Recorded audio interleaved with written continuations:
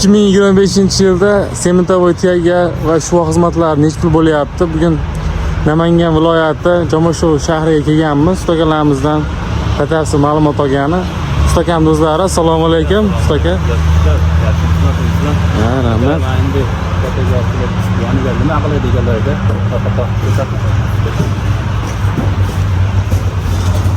Ustakamlar ancha yildan beri xizmat ko'rsatishadi.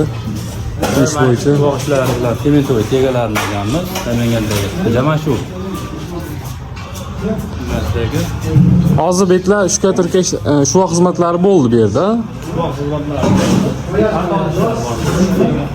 Aha. Qolgandan keyin bir qator qarorlarni qilamiz. Dorixonalar keyinligini bo'lyaptilar akalar. Bizlarga bemalol. Uchta mashina bu tushgan ekan. Ajoyib proyekt bilan. Aka, bularning narx-navolari bilan ham aytib ketasizmi? Og'irda bir qator narxlar. Babek akamiz katta zal qilgan. Betda kattalar uchun xonalari ham bor. Chiroyli qilib. Aka, bu proyekt bo'yichami o'zlaring dizaynni tuzganmisizlar? Akamiz o'zlari chiroyli dizayn qilgan ekan, zo'r tushganlar uylar hamma bor. Bu yo'llarni endi davom etishyapti. Bu bitgan holatimi yo yana pardoz ishlari? Bu ishlar masalan pardoz ishlari bor.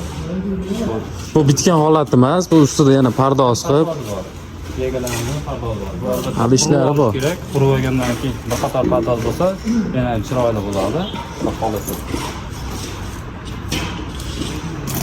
Endi aka, ma'lumot uchun odamlarga aytib o'tib ketamiz. Ana shu tiyagani 1 metri necha pul bo'lyapti hozir 2025-yil 20-mart ma'lumotiga ko'ra?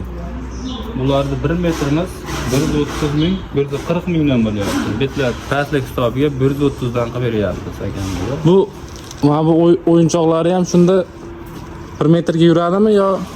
Bular 1 metrga o'sha hisoblanadi. Bitta o'yinchog'imiz dona bo'yi hisoblanadi. 1 metr narxdan hisoblanadi. Hozir bu tiyagamiz hozir bu tarafi 1 metr, bu tarafi 1 metr hisoblanmaydi. Yo'q, shu 1 metr shu qancha 1 metr chiqsa shu 1 metrga olinadi. 1 metr 130 ming so'm bo'lyapti hozir paytda.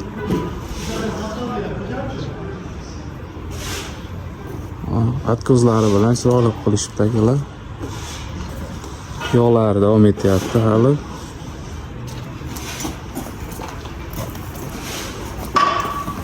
Ishlar bo'lgan qani? Ishlarni ko'rib beramiz.